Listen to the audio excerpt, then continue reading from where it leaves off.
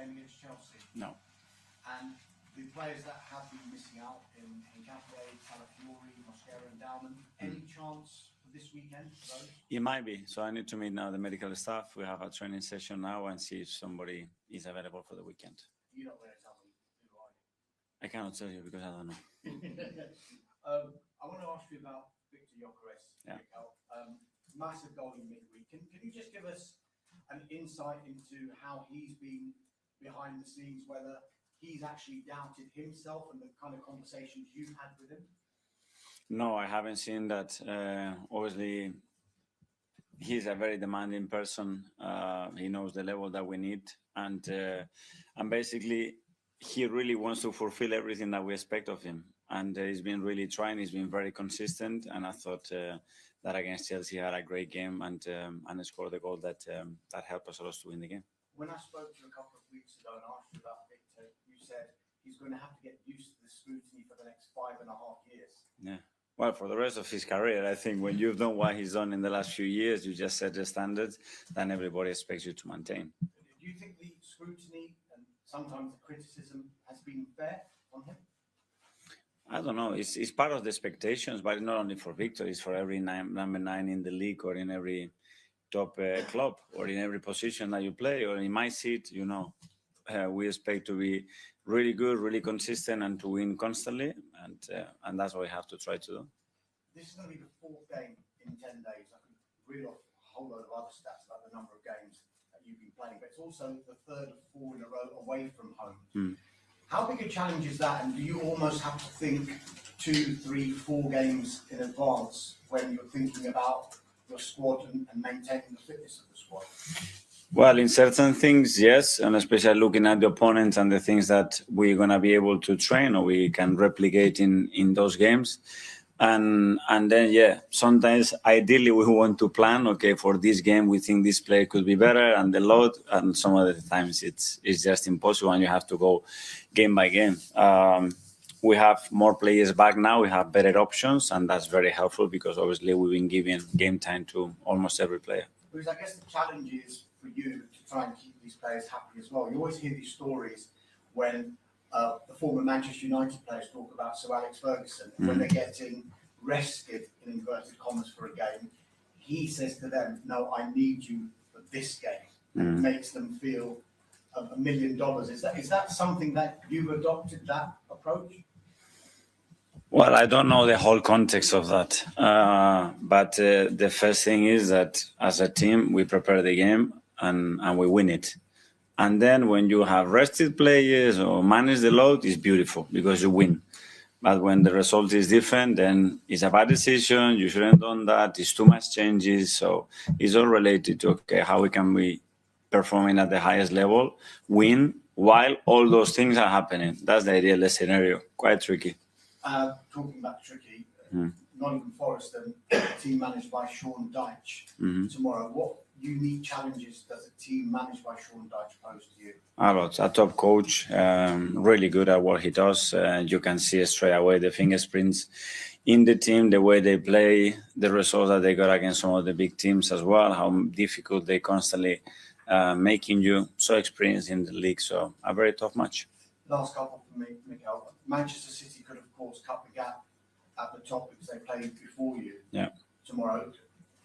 I know your full focus will be on Nottingham Forest, but do you have an eye on that game, given it's so close to your kickoff? And is it difficult to ensure the players are blocked away from what's happening at Old Trafford? Yeah, we know that we can only focus on what we can do.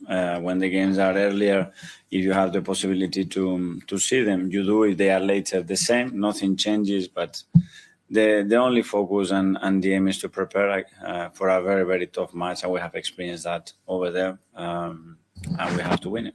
Just finally, you're fighting on 4 fronts, and I know your focus will always be just on the next game, but just generally, are you smelling a belief that maybe this squad, your players can achieve something special, maybe something historic this season?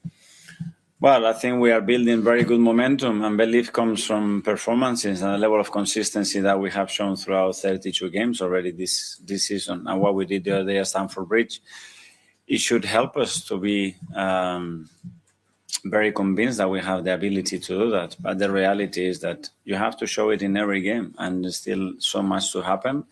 But we are glad that we are still alive in the 4 competitions. Good luck. Thank you. Nick from the Premier League. Hi, Mikel. Hi. Good morning. My colleague here asked you about Victor Gyökeres. Can I ask you about potentially another striker, Martin Zubimendi? I mean, what a goal against Chelsea. Wonderful goal. In general, how pleased have you been with Martin's offensive contributions? Well, very happy in the manner that he has settled at the club. When you talk to any member of the staff or player about him, he's a big smile on their face and something very positive for sure coming out their mouths. I think he has earned the respect very, very quickly of everybody here, our supporters, and the league in general, and that's very difficult to do. And he's done it because he's very humble, very focused, incredibly consistent, and on top of that, he's surprising a few people with his ability as well to attack the opposition box. You carry on leading the league in terms of scoring from set pieces. You've been doing it so well for so long. And when you're doing it so well, what's the biggest challenge of carry on being creative in that department, carry on having this advantage over your opposition? I think practice, there is not any other secret. I think mastering what you do, the same in many other aspects in the game. You can clearly see the tendency in the league, the amount of the goals and games are decided in that phase of play. It's not only us, it's more any other teams that any time in the history of this league. So constantly adapt and evolve, that's the word. City Ground this weekend, it's a place you struggled at the past. What's the biggest challenge of playing in that stadium, especially now under the version of Schonberg? Well, and winning away from in the Premier League is extremely tough, and they are a team that they have built over the last few years, and they've done a lot of things right to build a really good team. And we've shown they are different, very, very efficient in what they do, very clear identity, and that's what it makes them very dangerous. Ian Talksport. Hi, Mikel. How Hi. are you? Playing second after Man City played Manchester Derby at lunchtime, I mean, it's unlikely, apart from when you play each other, you're going to play at the same time again this season. So do you have to kind of get used to the pressure of either going first or going second? Well, that's every season is normally the same. As you said, we don't normally play at the same time, only probably in Champions League. That happens more often. But yeah, I mean, that's why more than ever, just focus on what you have to do, the task ahead, and that's it. You're playing a team tomorrow who are fighting relegation, fighting for their lives. Is that more difficult when you're playing a team that have their ambition is just to stay in the league? Whereas if you play a team towards the top, their ambition is to sort of get into Europe or win the league. What is more difficult? I don't know. It depends on the day what the game presents. But obviously, when you're in that situation, you certainly want to get out of that, and you might have an extra edge about you. But you want to win, the hunger to win as well, and the motivation and the drive to do that is incredible as well. So every team will handle their emotional part in their way. We have to focus on what we do. You've got a terrific defensive record. I was at Kenilworth Road last November, the November before, when you won 4-3. Dex scored in the last seconds of the game. But that was the last time you conceded more than 2 goals in a game in the Premier League. That's somewhere. How have you managed to maintain that with all the defensive changes you've had to make? Well, with the right level of organization, but especially with the desire that the players showed every day and the commitment that they show to do all the duties that are necessary for us to be a team that it's very difficult to play against and to score against.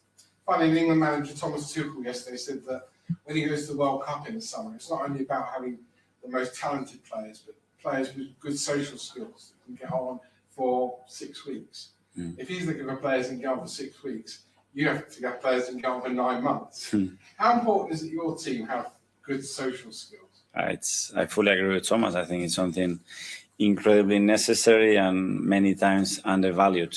And there are players that maybe in terms of minutes they don't have that much impact, but the impact that they have in and around the team to bring everybody together, to create their atmosphere, to support the team and to fulfill different roles, in my opinion, as well, is critical. If I had good social skills but couldn't take a corner, I'd still get your team.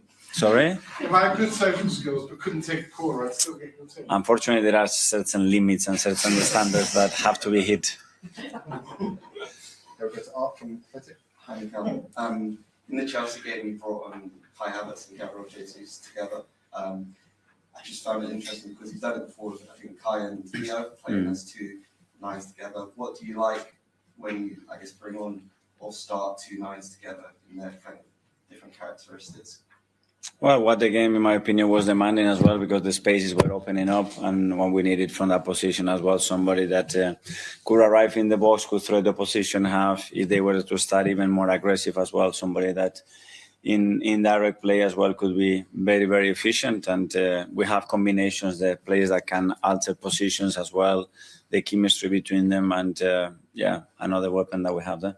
Those combinations you want to keep kind of trying throughout the second half of the season. Yes, and especially with certain games that we're going to have in the next weeks as well, to have these options, especially against certain kind of behaviors that we expect from opponents, can be something very interesting.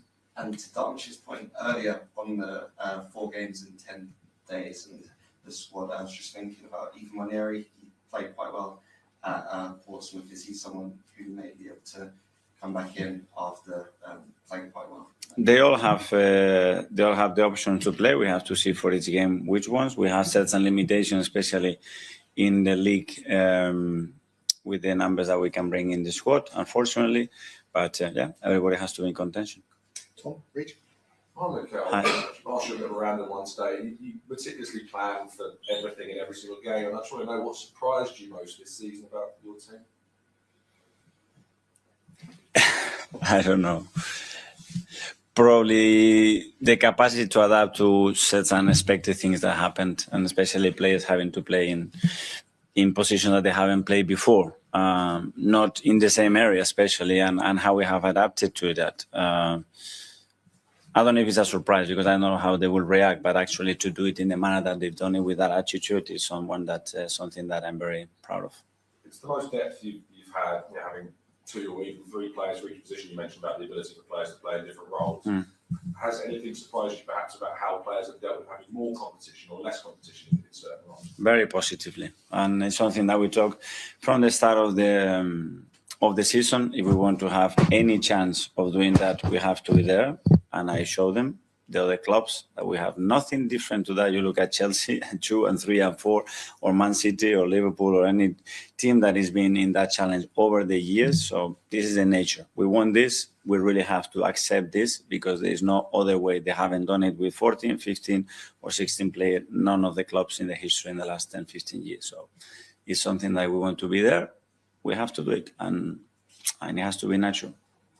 Okay, last couple of minutes live. James, it's here. There's been a wider debate this week about offside, VAR.